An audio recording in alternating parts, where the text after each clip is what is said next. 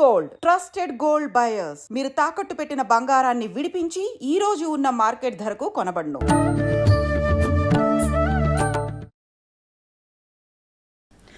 నమస్కారం, welcome to I dream. ధర్మ మార్గం విత్ విజిత కార్యక్రమానికి స్వాగతం. ప్రస్తుతం మనతో పాటు ఉన్నారు ప్రముఖ ఆధ్యాత్మికవేత్త, శ్రీ విద్యా ఉపాసకులు, ఎంతో మందికి మంత్రోపదేశం చేసిన గురువుగారు. ఆయన మంత్రోపదేశం కోసం, ఆయన ఉపాసన శిక్షణ ఇవ్వడం కోసం ఎంతో మంది ఎదురు చూస్తూ ఉంటారు. ఇప్పటికీ ఎంతో మందికి ఆయన ఇప్పటికే మంత్రదీక్షను ఇవ్వటం జరిగింది. ఇప్పుడు వారితో మాట్లాడి మనం మంచి మంచి విషయాలు తెలుసుకునే ప్రయత్నం చేద్దాం. వారే గురు కరుణామయ్య గారు. ఇప్పుడు వారితో మాట్లాడిద్దాం.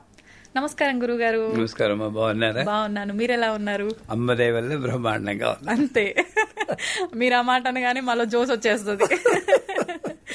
గురుగారు, పంచమానసిక పూజలు అని చెప్పి నేను విన్నాను ఒకసారి మీతో మాట్లాడేటప్పుడు. అసలు ఏంటి ఈ పంచమానసిక పూజలు? నేను ఎక్కడా వినలేదు, ఎవరు కూడా ఈ టాపిక్ చెయ్యలేదేమో అనుకుంటున్నాను. ఒక్కసారి నేను తెలుసుకొని మన ప్రేక్షకులు కూడా మీ ద్వారా తెలియజేయాలనుకుంటున్నాను. దాని గురించి తెలియజేయండి. ఇది సాధారణంగా ఖడ్గమాల, లలితా సహస్రనామం ఇలాంటి స్తోత్రాలు చదివినప్పుడు ధ్యాన శ్లోకం అవగానే పంచమానసిక ఉపచార పూజాం కరిష్యే అంటారు. అసలు పంచ ఉపచారాలంటే ఏమిటి? గంధ, పుష్ప, ధూప, దీప, నైవేద్యం. ఇవి పంచోపచారం. ఎప్పుడు చేస్తామంటే మరి టైం లేనప్పుడు, పొద్దునే ఫ్లైట్ అందుకోవాలి, అప్పుడు షోడశోపచార పూజ చేయాలంటే టైం ఉండదు. అలాగని మొదలు పెట్టలేము, మనసు ఒప్పదు. అప్పుడు పంచోపచారాలు చేస్తాం. ఇది బాహ్యంగా చేసేది. కానీ జనాలు ఏం చేస్తున్నారు?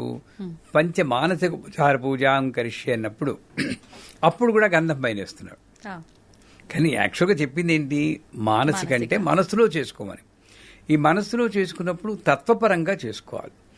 నేను ఒక 5-6 రోజుల వరకు కూడా నేను తత్వపరంగానే ఇలా కళ్ళు మూసుకుని గంధం అంటే సత్సంగం, నా మనసులో ఉన్న ఆలోచనలు, బయట ఉన్న స్నేహితులు నన్ను సన్మార్గంలో నడిపించేటట్టు అసోసియేషన్స్ బాగుండాలి. పుష్పం అంటే ఇంద్రియ నిగ్రహం, నేను ఇంద్రియాలను అదుపులో ఉంచుకోవాలి అని నాకు నేను టీచ్ చేసుకుంటూ ఉంటాను, అంటే రిఫార్మ్ చేసుకోవడం. అలాగే ధూపం, నాలోని అరిషడ్ వర్గాలు, కోపతాపాలు పూర్తిగా పోవు, కొంతవరకు కంట్రోల్ చేసుకోవాలి. అప్పుడు వచ్చిన నైస్ క్యారెక్టర్ వల్ల వచ్చిన ధూపమే, ఫ్రాగ్రెన్సే ఆవిడకి జీవితమే అర్పిస్తున్నాను అనేది వాదం. దీపము, కళ్ళు మూసుకున్నా కళ్ళు తెరిచినా అమ్మాయి కనబడాలి. అందుకే నేనే ఒకరికి చెప్పాను, ఇక్కడ కనెక్ట్ అయితే అమ్మలని బొమ్మలుగా కనబడతాయి, ఇక్కడ కనెక్ట్ అయితే బొమ్మలే అమ్మలు అవుతాయి. ఇది కరెక్ట్. అంచేత నాకు కళ్ళు మూసుకుంటే నేను లేనిది ఊహించుకుంటున్నాను, కానీ కళ్ళు తెరిచే వస్తే బొమ్మల్ని అమ్మలుగా నేను చేయలేకపోతున్నాను. ఆ చేసి శక్తి, నాకు భావించే శక్తి కావాలి అని, అది దీపం. నైవేద్యం అనేటప్పటికీ శివశక్తి సామరస్యం నైవేద్యం అంటారు. అంటే ఒకసారి చెప్పే మనం, భార్య భర్త కొట్టుకోకుండా ఉంటే బ్రహ్మాండమే నైవేద్యం. ఇప్పుడు మన ఇంట్లో కూడా చూడండి, కష్టమే ఇది, చాలా అమ్మో అసాధ్యం, సుదుర్లభ అంటుంది. ఎందుకంటే మన అమ్మా నాన్నే చూడండి, పెళ్లి చేసాక భార్యాభర్తలు, కొడుకు కోళ్ళు, కూతురు అల్లుడు కొట్టుకోకుండా ఉంటే వాళ్ళకి ఆనందంగా ఉంటుంది. మనల్ని పుట్టించిన మా వాళ్ళకే అలా ఉంటే విశ్వాన్ని సృష్టించిన ఆవిడకి ఎలా ఉంటుంది? కొట్టుకోకుండా ఉండరా బాబు, నీ పూజలు బాగానే చేయకపోయినా పర్లేదా అని అన్న ఉద్దేశంలోనే పరశురామ కల్పసూత్రంలో శివశక్తి సామరస్యం నైవేద్యం కల్పించాను. అది మానేసి గొంటింట్లోనే 2-3 గంటలు పెట్టి ముక్కుతూ మూలుగుతూ పులిహార, దద్దోజనం, గారెలు, బూర్లు అన్నీ చేసి ఇంత 21 చేసి అన్ని తినగలమా? ఇప్పుడు ఉన్నట్టు దీంట్లో తినలేం, హెల్త్ ఇష్యూస్ వల్ల. ఇది తప్పు. ఇది నేను శివశక్తి సామరస్యం అంటే భార్యాభర్తలే కాదు, ఎవరిని చూస్తామో వాళ్ళతో సామరస్యంగా ఉండాలి అనేది. అలాగే మనోలయం ఆనంద కర్పూరిణి రాజనం. మనస్సుని, ఇప్పుడు నేను మీతో మాట్లాడుతున్నాను, ఇంకా నాకు నా కుటుంబం కానీ, భార్య కానీ, పిల్లలు కానీ, నా సంస్థ కానీ, నేను రేపు మధ్యాహ్నం చేయాల్సిన పూజ కానీ గుర్తు రాకుండా మీతో మాట్లాడితే మనోలయం, అది కర్పూర నీరాజనం. మనస్సును లైన్ చేసి మాట్లాడు, అది యోగం అవుతుంది. యోగ కర్మేషు కౌశలం. ఇలాగే అర్థం చేసుకున్నాను. కానీ ఒక 10 రోజుల క్రితం ఇదే చేస్తుంటే మా గురువు గారు ఆవహించారు. ఆవహించడం అంటే సదా గురువుని స్మరించుకుంటూనే ఉంటాను నేను, ఎందుకంటే ఆయన లేకపోతే నా జీవితం లేదండి. Very much ordinary person. కాలేజీలు కట్ చేసి మామూలుగా అన్ని ఆ టైంలో చేసినవన్నీ చేశాను నేను. నేను చెప్తున్నాగా పబ్లిక్ గా ఓపెన్ గా చెప్తాను. నేనే అక్కడి నుండి తపస్సు చేసి వచ్చిన వాడిని మాత్రం కాదు.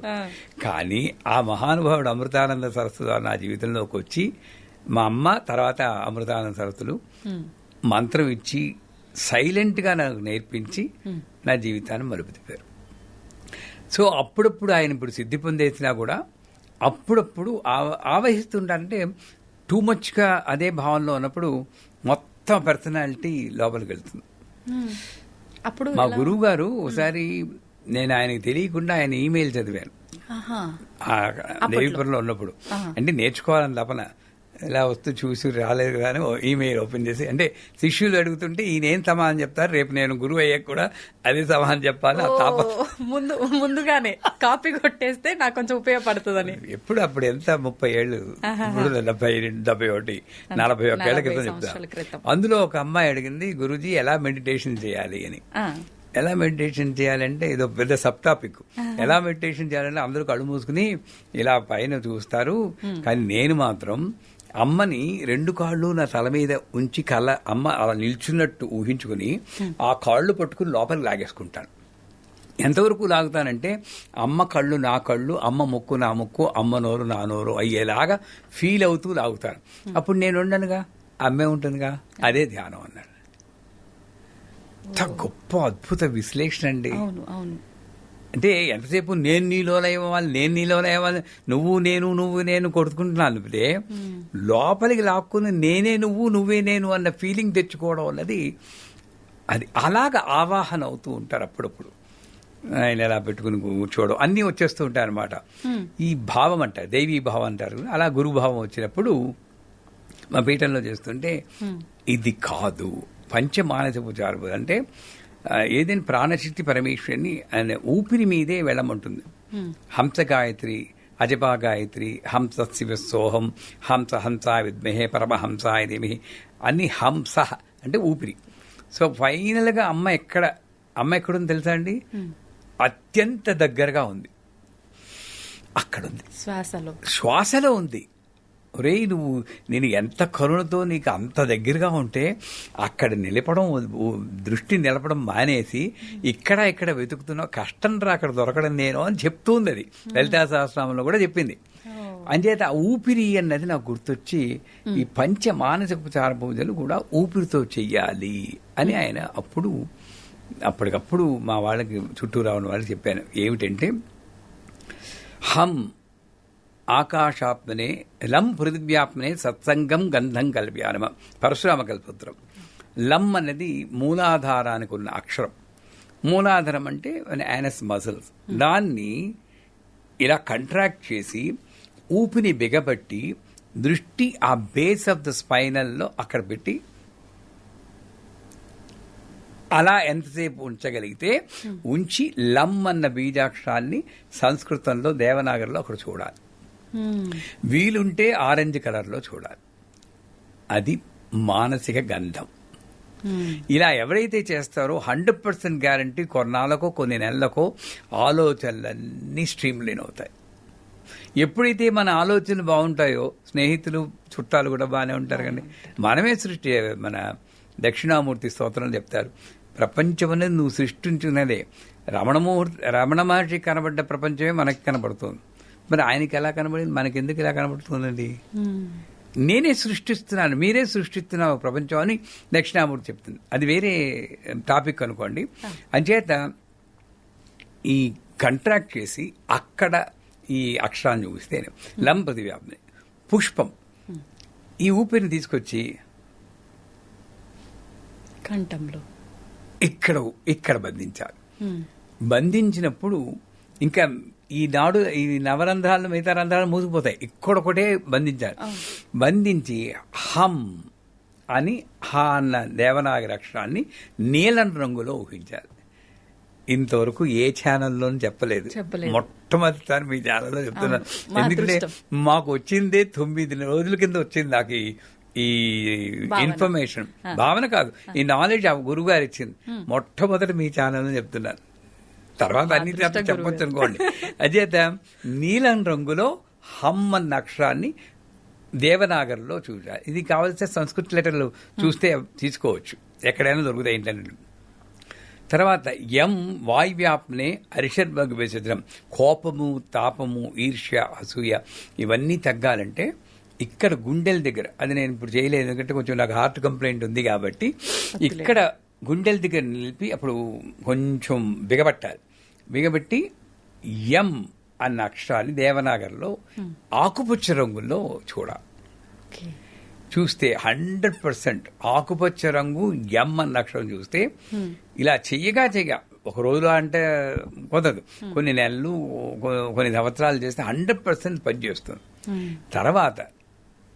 తర్వాత చాలా ఈజీ. భస్త్రిక అని ఎప్పుడైనా విన్నారా? ఊపిరిలో భస్త్రిక అని ఈ ఊపిరిని పెట్టి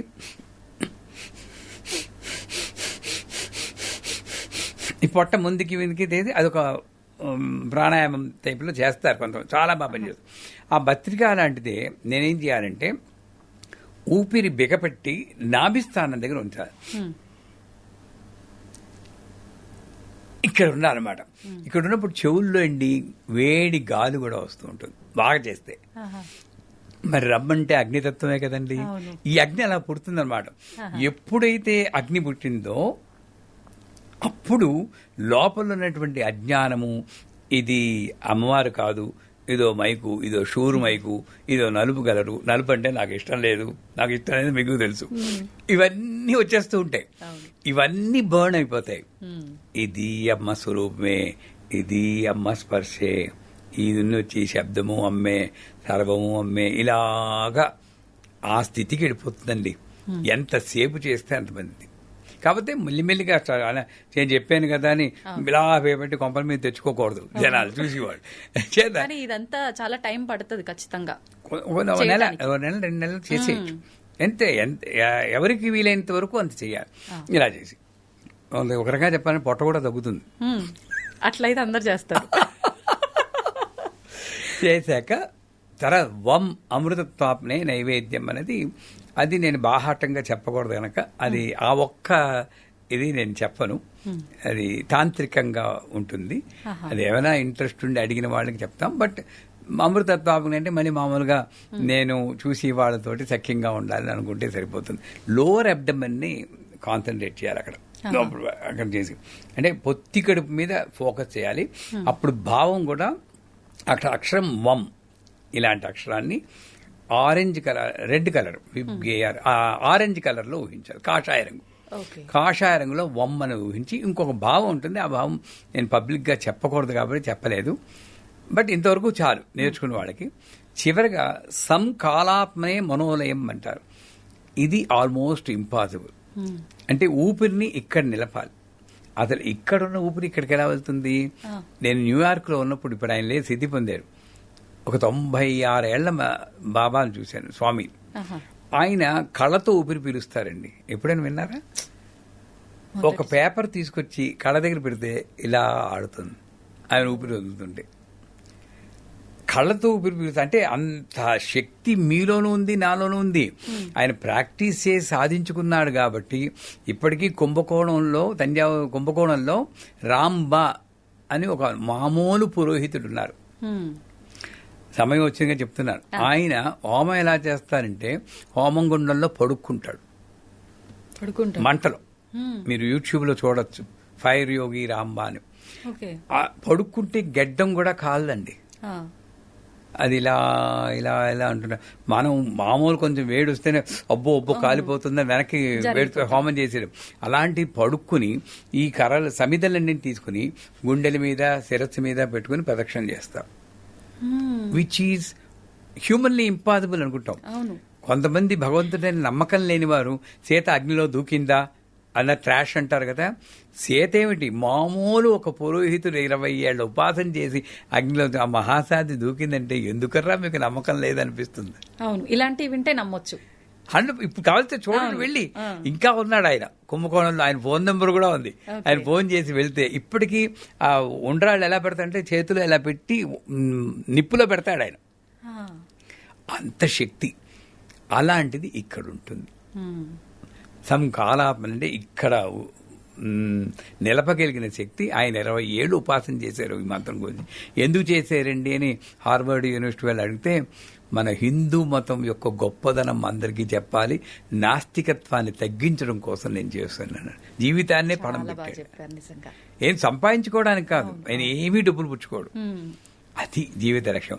అలాగా పంచ మానసికోపచార పూజలంటే నాలో ఊపిరిని డిఫరెంట్ లెవెల్స్ లో నింపి, డిఫరెంట్ కలర్స్ చూస్తూ, డిఫరెంట్ అక్షరాలని దేవనాగరి, దేవతల భాష కాబట్టి దేవనాగరి చూస్తే ఆల్మోస్ట్ మీరు అక్కడ కనెక్ట్ అయిపోతారు.